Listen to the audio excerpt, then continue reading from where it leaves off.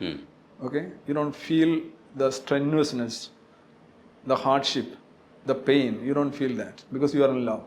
So I'm very passionate about these things. The very moment I stop to be passionate, I will stop. കാരണം പിന്നെ എനിക്ക് മുന്നോട്ട് പോകാൻ കഴിയില്ല. എനിക്കതിനകത്തിപ്പോൾ താല്പര്യമുണ്ട്, പാഷനുണ്ട്, എനിക്കിഷ്ടമാണ്. കുറേ ആളുകൾ മാറി, ചിലർ പറയും ഓ എനിക്കിപ്പോഴാണ് ഇത് മനസ്സിലായത്, ചിലർ തെറി പറയും, ചിലർ ഭീഷണിപ്പെടുത്തും, ത്രെറ്റ്സ് വരും.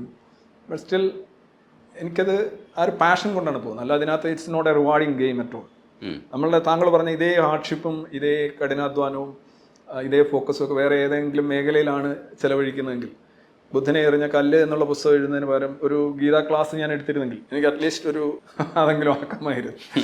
ഞാൻ I don't want to refer to that. Anyway just അതാണ് സാധ്യത. ഒരു ഉത്തരവാദിത്തമുള്ള ജോലിയാണ് ചെയ്യുന്നത്. ഇപ്പം ഇംഗ്ലീഷ് പ്രൊഫസറാണ്, അപ്പോൾ ലിറ്ററേച്ചറുമായി ബന്ധപ്പെട്ട് ക്ലാസ്സുകൾ എടുക്കുമ്പോൾ പല റെഫറൻസും ഉപയോഗിക്കേണ്ടി വരും. അപ്പോൾ ആ ജോലിയുടെ ഉത്തരവാദിത്തത്തിൽ നിന്ന് മാറി നിൽക്കാൻ പറ്റില്ല. കാരണം സ്റ്റുഡൻസ് എന്ന് പറയുന്നത്, അധ്യാപകൻ എന്ന് പറയുന്നത് ഗൈഡ് ആകുന്ന ഒരു അവസ്ഥയിൽ അവർ ഭയങ്കരമായിട്ട് ഗൈഡ് ചെയ്യണമെങ്കിൽ നമ്മൾ അത്രയും അറിവുണ്ടാക്കണം. അപ്പോൾ ആ ഏരിയയിൽ കൂടെ നമ്മൾ വർക്ക് ചെയ്യേണ്ടി വരുന്ന ഒരു അവസരത്തിലാണ് ഇപ്പുറത്തെ സൈഡിൽ ഇത്തരം വലിയൊരു ഹെവി ആയിട്ടുള്ളൊരു ഭാരം എടുക്കുന്നത്. ഇത് രണ്ടും എങ്ങനെ മാനേജ് ചെയ്ത് പോവാന്ന്?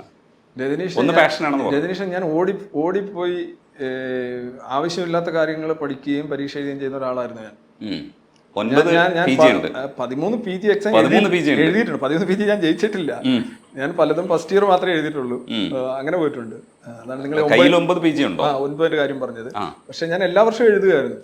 ഞാൻ പിന്നെ അതുപോലെ മത്സര പരീക്ഷ, PSC പരീക്ഷകൾ എനിക്ക് എത്രയോ ഈ പറഞ്ഞോണം എല്ലാവർക്കും അന്നത്തെ ആ എന്താ പറയുക ജോലി കിട്ടാനായിട്ട് കിടന്ന് ഇങ്ങനെ ഒരു ഒരു ഒരു ഒരു കത്തലുണ്ടല്ലോ. അപ്പോൾ നമ്മൾ എല്ലാ ടെസ്റ്റിലും എല്ലാ റാങ്ക് ലിസ്റ്റിലും വരും, എല്ലാ ജോലിയും കിട്ടും.